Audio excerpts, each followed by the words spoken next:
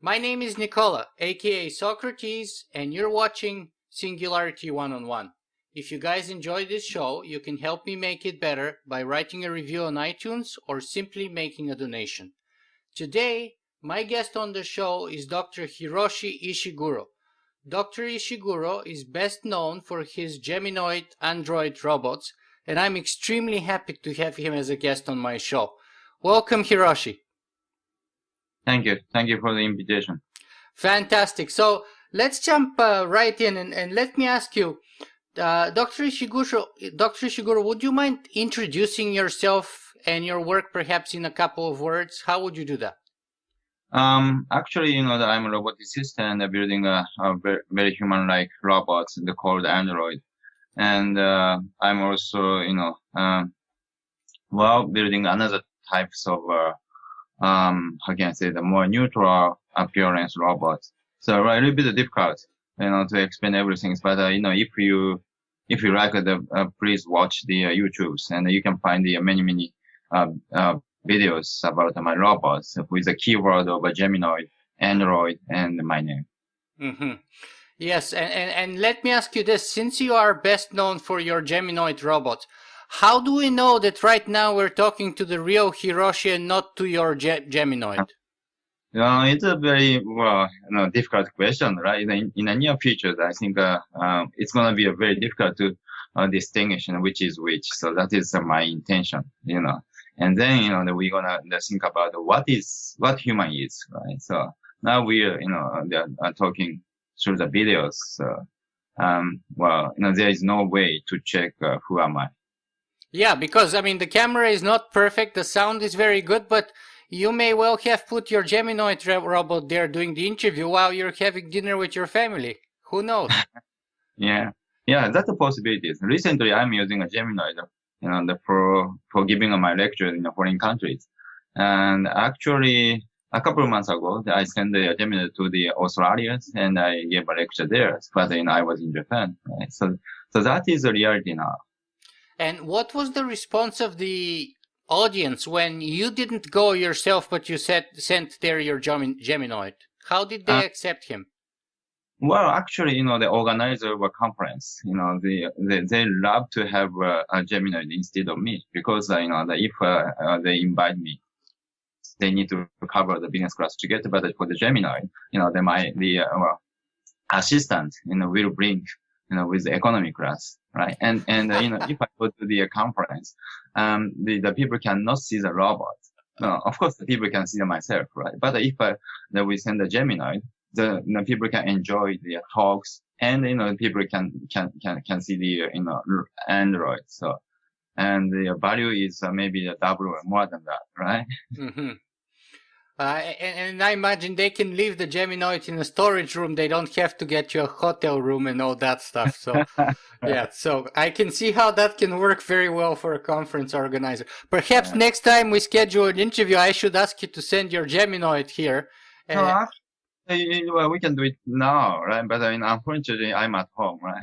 And if I prepare these interviews in a university, and I can use geminoid for the interviews.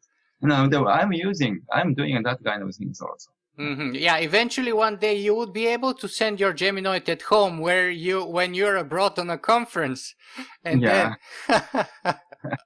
Then... if the family want to have myself at home, right? I can leave the geminoid at home and I can go somewhere. Mm-hmm. Yes. So let me ask you this.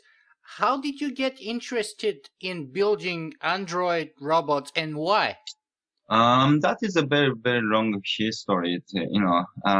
Basically, I was interested in artificial intelligence, and I saw that artificial intelligence need to have bodies, in order to have experience by itself, right? So, without a body, we cannot have experience. We cannot build up a recognition system. So, and I really think, the artificial intelligence need bodies, and so that was a beginning of studies of the robotics, but not industrial robots, the more human-like robots.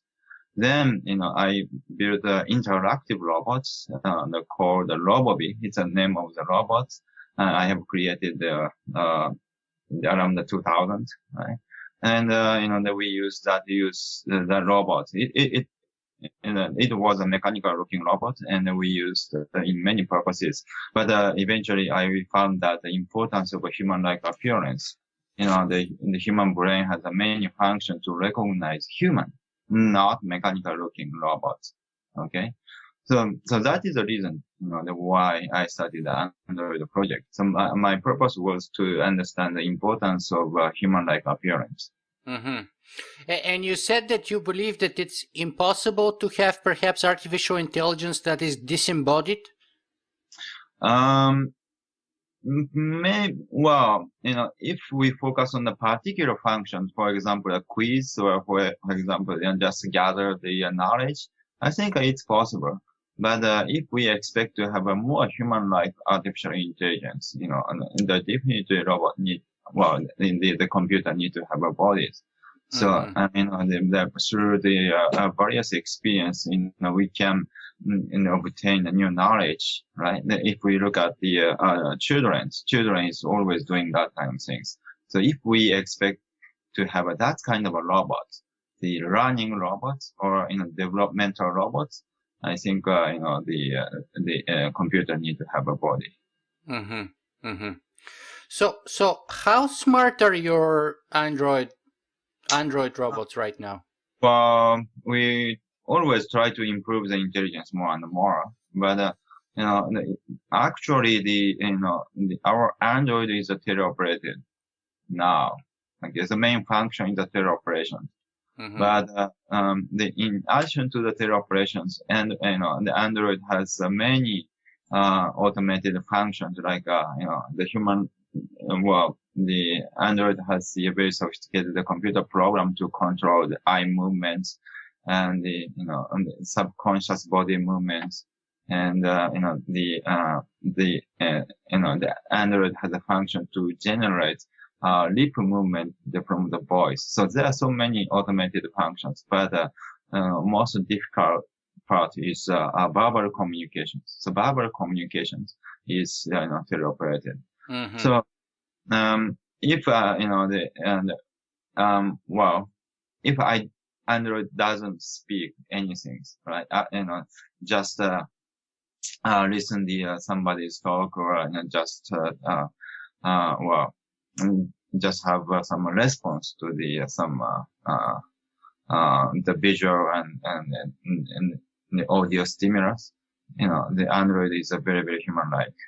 Mm-hmm. So difficult to answer your questions, right? But in the sense of verbal communication, Android is not intelligent yet. But if we teleoperate, if we have operators, of course, Android will be a very, very human-like because teleoperation. So let me ask. So currently, it seems like the robot is basically borrowing from a distance the intelligence of the operator, right? And yes. and it doesn't have much of its own, but the idea is that eventually they would be self-sufficient, right? Right. So yeah, go ahead. Yeah, well, that is my purpose, right? But in order to improve the intelligence of the Android, teleoperated Android, we need to gather a lot of data, the conversational data, interaction data. Mm-hmm. So the question is how we can get that kind of data, right? So if the operator operates the robots, right, and the computer can gather a lot of interactive patterns, and then the computer memorize it and replay it, right? So that is our way. That is why we are focusing on the teleoperated Android, and in near future, I believe that we can implement the more human-like intelligence to the Android. Mm-hmm. Let me ask you, though, to define that term. Let's see, what in your opinion is the definition of artificial intelligence? Well, again, that is also the difficult question to answer, right? I really think, why we are developing a robot, why we are studying the humans, because we want to know what human is. right? So we were looking for the definition of humans.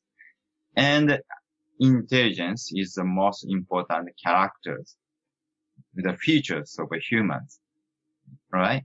Therefore, we are also looking for the definition of intelligence. Okay, so that means I cannot answer to your question. Still, we are looking for what is that, right? But if we compare the computers, right?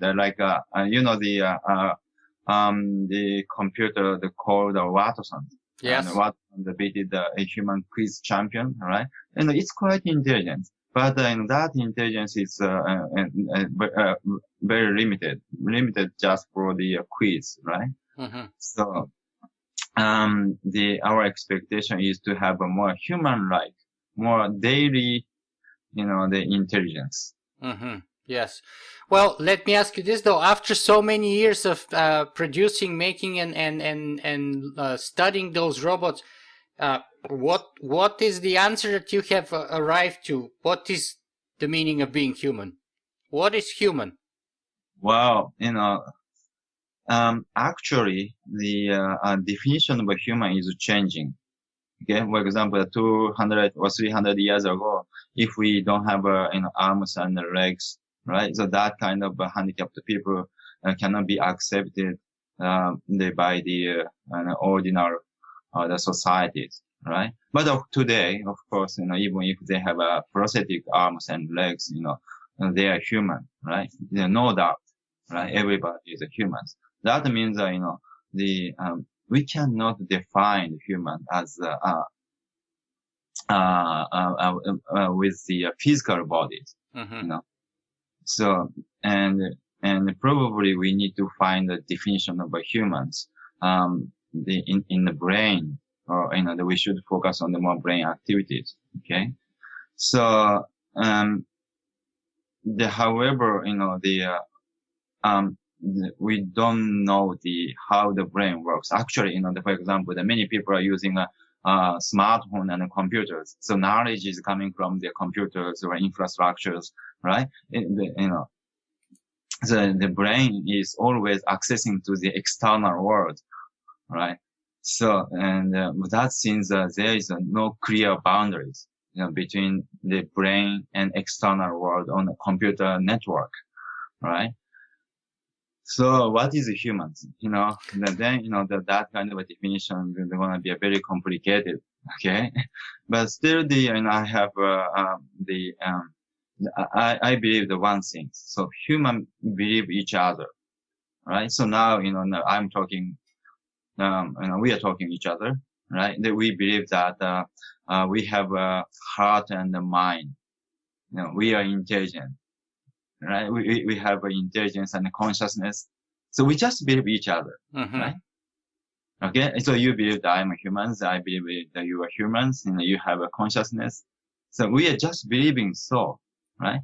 So, and if, the most important thing is to believe some other people.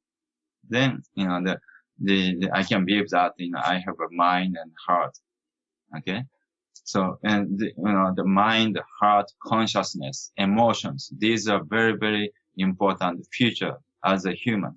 Okay. But I really think, this kind of, the stuff's coming from basically these are subjective phenomena. This is not objective. Even if we carefully study the brain, we cannot get the clear answer, right? But however, everybody is feeling, okay? Everybody believing, we have that kind of stuff in our mind or brain, okay? So therefore, I think, the human is, most important feature of the ability is to believe other persons, to believe some, some important features like, the consciousness and the mind. We are just believing that we have that kind of things, and we are just believing we are human. Therefore, we can be a human. So basically, if it walks like a duck and it quacks like a duck, it must be a duck. Yeah. Well, Yes, maybe, but a little bit yeah, maybe. Because I mean that's basically our judgment, right? I'm looking at you, you're looking at me, and I'm thinking, oh, he looks kind of like human, he sounds like human, he sounds like he makes sense, and Uh, therefore he must be human, right? But I right. have no empirical evidence other than my observation from the other part of the world right now. Yeah, exactly, exactly. And always, well, one more thing is what I want to say is, the who can, how we can obtain the human right. Human right always given by societies. Okay. And I guess the same things happen for the Android and the robot. Well, okay, if you spend a long time with Android, so Android will be your family members, and you may want to give a human right to the Android. Then Android can be a human. All right. So that is my fundamental idea. Mm-hmm. So by building a robot, I'm trying to prove these ideas. Mm-hmm. Okay? So, and if I build many robots, and if the robot became our members, so, a member of our societies, a member of our families, then the people consider to give human rights to the robot and androids. Then the android and the robot, they will be human. Okay. Mm-hmm. Yeah, and you've mentioned the importance and the role played by culture and society. So let me ask you about this interesting division between Western and Eastern culture. In the West, robots are bad. They're Terminators. They kill everybody. In the East, in Japan, they're superheroes. They're Astro Boy. They're better than us. So Right. how do you perceive that division between the East and the West and their attitude towards robots? Basically, we have a very different basic ideas about the human life and soul, right? And basically we, in Japan, we never distinguish and human and others, right? Therefore, we never hesitate to have a human-like robot, right? Mm-hmm. And everything's important for us. That is, Japanese, the fundamental ideas. But maybe the Christians, the European people and American people, I know the mainly you are Christians and the Christians, right? And, try to distinguish and human and others. So I think that is a basic idea of a Christian. I guess, I'm just guessing. Yeah. But, we have a kind of a we are Buddhists and we are Shintos, and we have some sort of original animism. And but anyway, so so in Japan we are quite homogeneous. Homogeneous means everything's equal, right? Mm-hmm. And equally, and everything's equally have the soul, Yes. right? So that is the reason why. That's a fantastic point. Actually, I remember in the beginning when Columbus discovered, quote unquote, the New World, there were huge debates whether the local Indians had souls. And the official policy of the church for the first several decades was that they had no souls. And therefore you could kill them and enslave them and do whatever you want because only white people had souls and the local Indians had no souls. And then there was only an economic imperative for this to change. And then they decided to save them, to save their souls from being barbaric to Christianity. I really think the same things happen for the androids and the robots. If we see more robots and androids, if the android plays a very important role in our societies, I'm guessing the same things happen again. Aha, that's what you're hoping. Very, very interesting. So let me throw in a couple of audience questions here. For example, Cynthia Stewart is asking, Dr. Ishiguro, could you elaborate on the uncanny valley, and do you yourself experience the uncanny valley? By building a geminoid? Yeah, I imagine. So geminoid, uncanny valley is more stronger negative feeling.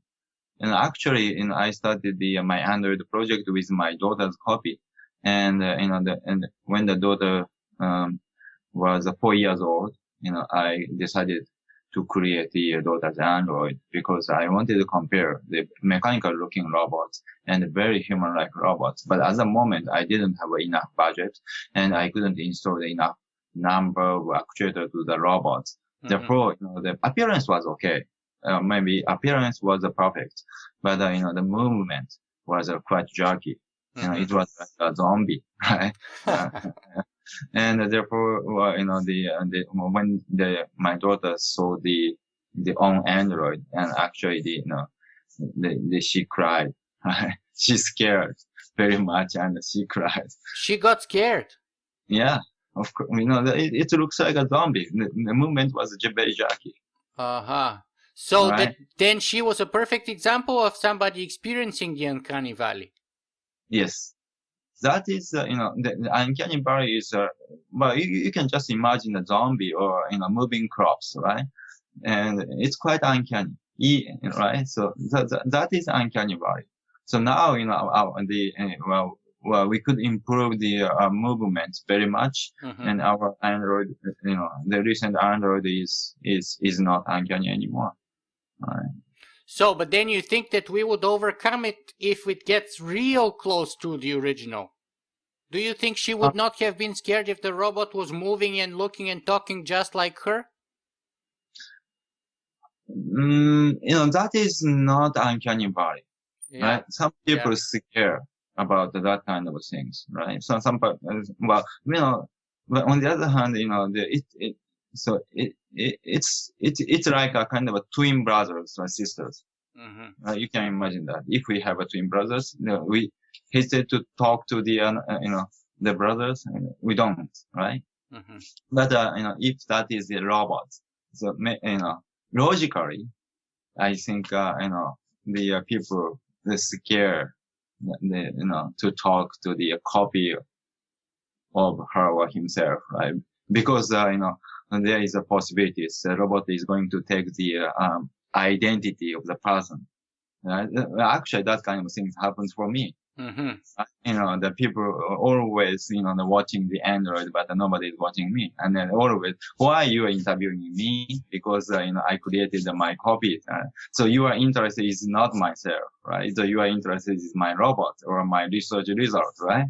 My Android is taking the, it's my identity. I'm losing my identity, right? But, I guess I'm just guessing, if the ordinary people create, ordinary people have own Androids, right? So the people, they worry about to lose the identities, right? But if they don't care about identity, I think they can accept, they can enjoy, with the Androids.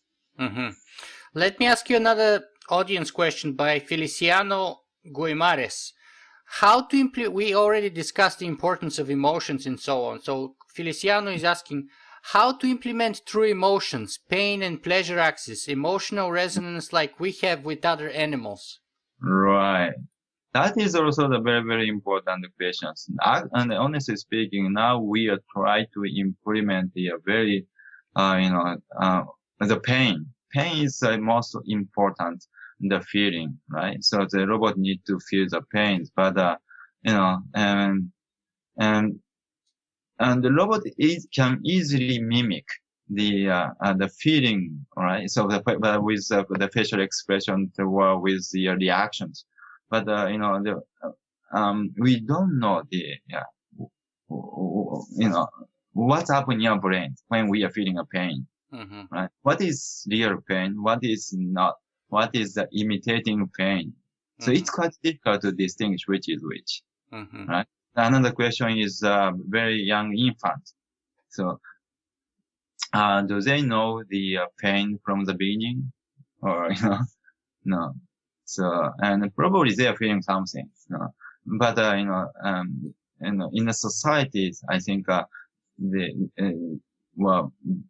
could understand what is the pain, how to use the word of the pain. Okay.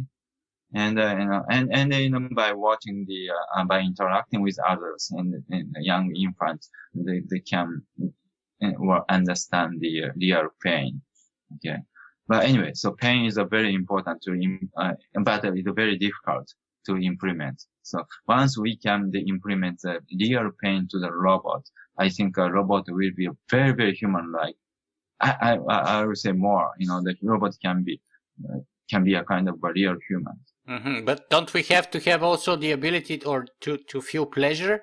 I mean, because with pain comes pleasure, right? Or the other way around, with pleasure comes pain. Chicken and egg problem, right? But that kind of the emotional, how can I say that? It's the spectrum, or the movement from the positive and negative.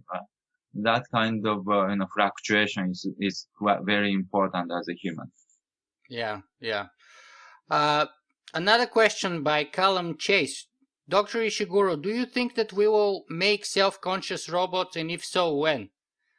And will their minds be in the cloud? Yeah, well, another difficult but important question: consciousness. So I'm always asking the same question to myself.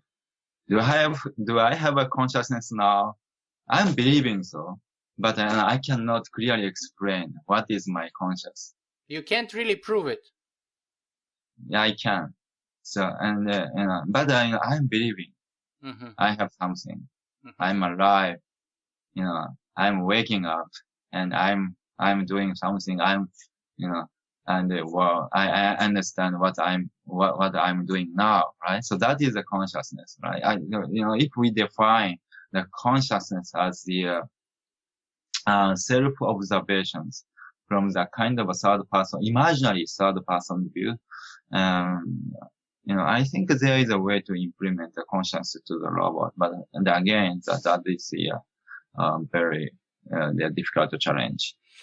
So let me ask you this. We said that it's very hard to prove that you have consciousness. So basically, every time that we are meeting another human being, we're taking it as granted. We're believing that they're human, right? I'm believing that I'm talking to a human being now. So in a way, I am conducting a Turing test with you right now. Right? So would the Turing test in that sense be the best way to assess the geminoids or the androids of the future, and to see whether they do or do not possess any consciousness? What do you think of the Turing test? So the original Turing test is a text-based Turing test. Okay. So, but with the Android, we can have a total Turing test. Total Turing test will access to the all modalities, appearance and movement, and the emotions, everything. Then, there is and one more thing, that the Turing test is is not objective, it's subjective, right? If the subject recognize the robot as a human, the robot can pass the Turing test, total Turing test. And let me go back to the question about the consciousness. Consciousness, I by watching you, by talking with you, I believe that you have a consciousness, right? And you are doing the same things, right? And you believe, I have a consciousness. So we are just, believing each other's. Therefore, we believe that, I have a consciousness, you have the consciousness, right? So, and if, the Android pass the total Turing test, then probably I can believe, or you can believe to the Android, and that has the, the self-consciousness, right? Even if the Android does not have the same conscious mechanism to the human, right? Even if the Android does a computer program, so, through the interactions and, and if we can feel that the Android, the Android has the self-consciousness, then, Android can have the consciousness, okay, like us. Let me ask you this kind of maybe a follow-up thought here. Is it more a matter of hardware or software or both? Because you were saying how the robot copy of your daughter that you built was very jerky. So you didn't have the actuators, you didn't have the hardware to make it move smoothly like a human being, so it moved like a zombie. So is it how important is hardware versus software? For the humans or some organic systems and biological system, there is no clear boundary between hardware and software. But for the artificial system, we are using a computer. Therefore, that we have a concept of a hardware and software. But I guess the same things happen for the computers, right? And the computer, we can have more intelligent device, right? Device, and is becoming more intelligent. And for example, the CMOS, CMOS camera, can have many functions like a human retinas. So, we cannot clearly say that is hardware or software. It's a firmware or some sort of a mixture, right? Mm-hmm. So, the same thing, we can say the same thing to the actuators. We can make it more intelligent by changing the firmware and the software. But, still there is a limitations because the current actuator is not so the human-like. It is, totally different from the human muscles. So we need to improve the more soft, powerful actuators. Okay. So we need to, it's quite important to develop better hardwares. But, at the same time, we need to have more, intelligent, sophisticated softwares. But my feeling is, we are missing two important elements for the human-like robots. One is skin, very stretchable, sensitive. So we need to develop the new material for this. It's an issue of hardware. Another one is muscles. Muscles, and we are using DC servo motors or just linear, the pneumatic actuators. That they are totally different from human muscles. Okay. Therefore, it's quite important to have a more human-like, robust, powerful, the raw energy in the actuators. Are we making any progress? Yes, I think, the recent, I spent more than 7 years for developing much better linear actuators. You remember that the Terminator has a kind of air cylinder here. It is not air cylinder. It's a linear actuator, linear magnetic actuators. Very, very powerful one. And, we could develop that kind of linear actuators recently. And, now we are building a new Android with linear actuators. Okay. So we are calling it a Terminator project.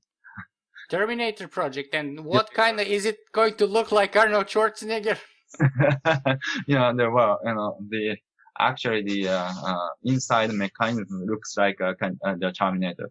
And the outside? Yeah, mechanical design is similar to the Terminator, naked Terminator. Dr. Ishiguro, what's the biggest, most surprising thing that you have learned since you started studying and making androids? Many things happened. Okay. So many things I have, but What's the most surprising thing that you didn't expect? Yeah. Okay.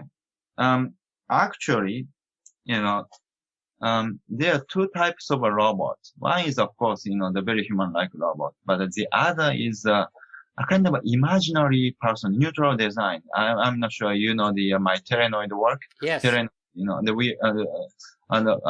are running a field test in Denmark. So telenoid is quite neutral, right? So but the telenoid does not have any features. Particular character features like a person, right? It's a general person, general human. But still, the people can enjoy very much. People can have, and actually, if the people hear the voice from the telenoid, and the voice, of course, the voice is, they're coming from the another person's, and that person, that is a very human-like voice. Then by hearing the voice, um, the people can have imagination about the in another person's, and then mentally project that imagination onto the telenoid. So telenoid is not the android. It's quite simple, humanoid. But sometimes it works very well, especially for the elderlies and the children. Mm-hmm. Okay, and so that means that we are, the question is how the people they recognize other people. Okay, and in a short term interactions, I think Android or Geminoid is much better than the telenoid. Mm-hmm. And it's better to see the very human-like appearance or movement. But once we had the little bit longer conversation, 5 minutes or 10 minutes. Okay, the imaginary the person were the more simpler robot with which we can have imaginary conversation. So that is much better. And we want to use our imagination for the conversation. Mm-hmm. So that's very interesting. So let me ask you, was that the reason, or how did you move from the work on your androids to the work on your telenoids, and why? My purpose with the android was to understand the human-robot interaction. What is the important factors for the human-robot interaction? I was looking for the important factors, right? Then I got some inspirations. Okay, let's remove all human-like features except the voice, and let's see what's happened. Okay, and I try to identify each modality, which modality is the most important, right? Mm-hmm. And my answer was maybe the voice is the most important, most human-like. Okay, and the voice is bringing so many meanings, right? Mm-hmm. And then by hearing the voice, we can have an imagination of our other persons. Then if we have just one more modalities like the bodies, right? Body shape, or the two combinations, voice and the bodies, or voice and the snare. For example, if we hear the voice here, around here, I'm not watching, but I could snare the perfume the person. Okay, then the voice will be a very, very realistic. Mm-hmm. I can feel the existence of that person, mm-hmm. right, by hearing the snare and from the snare and the voice. Okay, so two modalities are needed, in order to have a feeling of the presence or existence of the person. And actually, the telenoid has two modalities: human-like voice and the body. Okay. Mm-hmm. Mm-hmm. Very interesting. Yeah, and I have found that kind of interesting phenomena. Mm-hmm. Yeah.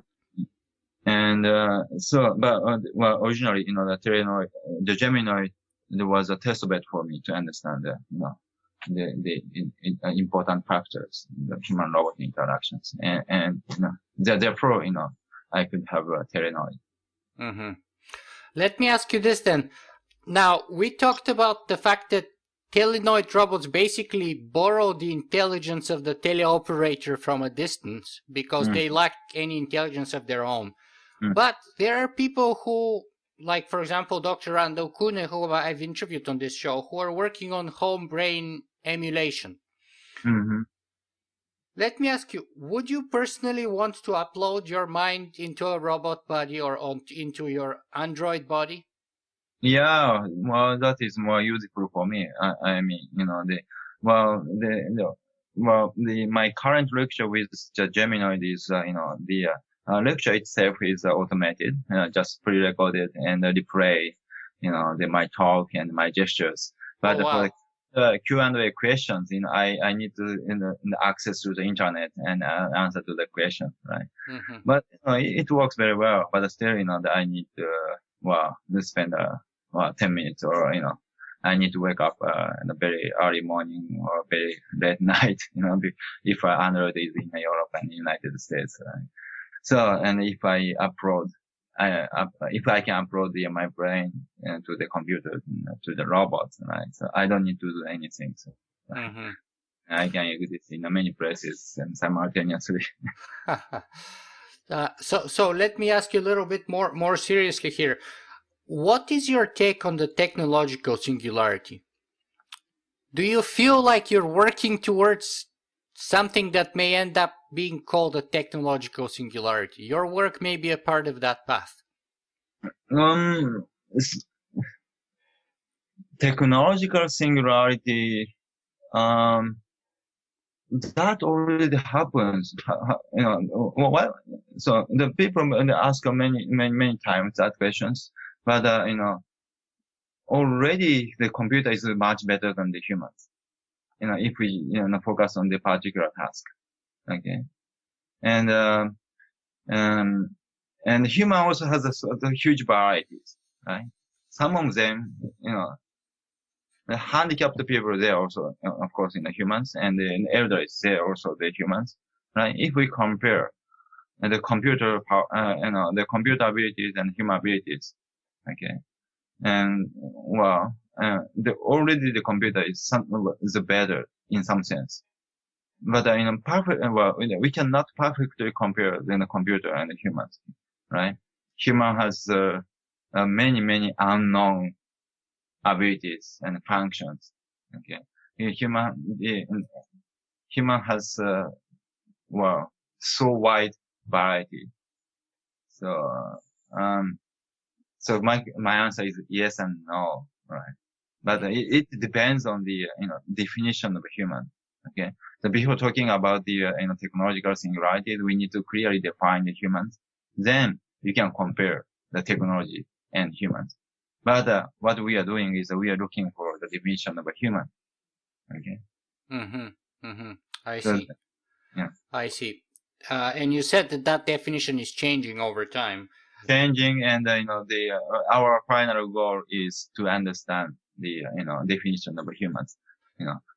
So, and you mentioned the people with disabilities who may have prosthetic arms and legs and stuff like that. So, in a way, and how that definition is changing, how that process is changing the definition of humanity. In a way, we are experiencing this merger with the machines, right? Machines are becoming parts of us, and we are still considered to be human. So perhaps you can tell us a little bit about what's called transhumanism. How do you perceive that movement, the movement of the merger between man and machine, and how would that change the meaning of what is human? We have many limitations. Original human has many limitations in the sense of space and time, and so for example, the Skype, right? So we are living in totally different countries in a different the time, right? But still we can talk like this. This technology is overcoming distance and times, right? And prosthetic arms and legs and mechanical bodies, they overcome the limitation of the human bodies. But for example, the recently the athlete use, the handicapped athlete, and who are using prosthetic legs. So sometimes they are much better than the normal person, right? Mm-hmm. They are kind of a super and the humans. Okay, so by using by accepting the artificial legs and arms, and we can be more super the humans. We can overcome the limitation of physical bodies. So anyway, so if we overcome everything, right, I think the definition that we need to focus on more intelligence side of so we cannot clearly define based on the physical bodies. We cannot clearly define about Well, just the one modality, like talking and like watching, because by using the machines and the computers and the Skype, right? Well, and we can have a kind of a supervision and super auditions. Okay. So, so I really think we cannot define the physical body to a simple functions. Okay. But, we should, look at what kind of mental states we have in our brains and, how we are gathering the informations and how we are forming, our own characteristic, or, how we can, have a consciousness, right? By gathering a lot of informations in our brain. And, we need to focus on that kind of information flows. And, that information, I call it the information flow, right? And that kind of information flow defines, that, that person's identity or that person's, originality. And humanities, I think. Yeah. But that is my guess, right? Yeah. Dr. Ishiguro, time is advancing here, so unfortunately we'll have to bring our interview to an end. Let me ask you, where can people find more about you and your work? Well, in my the webpage and YouTube's and in Japan, and I'm attending to the many conferences and exhibitions. What's your webpage? Webpage, you can see the many the pictures and the videos, and everybody can download. But what's your address? What's the URL address on the webpage? Address is a little bit longer, but search by Google with the keyword of Ishiguro and Osaka University or ATR and Android, right? So you can easily reach to my webpage. Hiroshi, the very last question that I always ask of guests on my show is this. Is there a final message, perhaps the most important thing that you would like our viewers and listeners to take away from this conversation with you today? What would you like that to be? Sorry. And last message for... The most important thing that you would like our audience to take from you today. I see. Let me see. Well,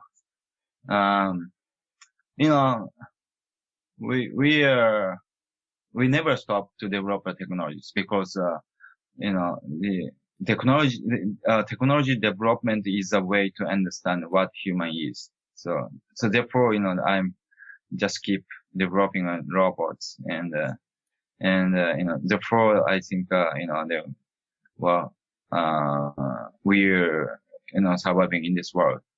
And if we keep developing new technologies, then someday we may find the very important basic ideas what the human is. So I hope to share these very fundamental questions, what human is with you. Technology is a way to understand what human is. I really like that. Dr. Hiroshi Ishiguro, thank you very much for your time today. Welcome. So I hope you could enjoy my talk. Thank you. We totally did. Thank you.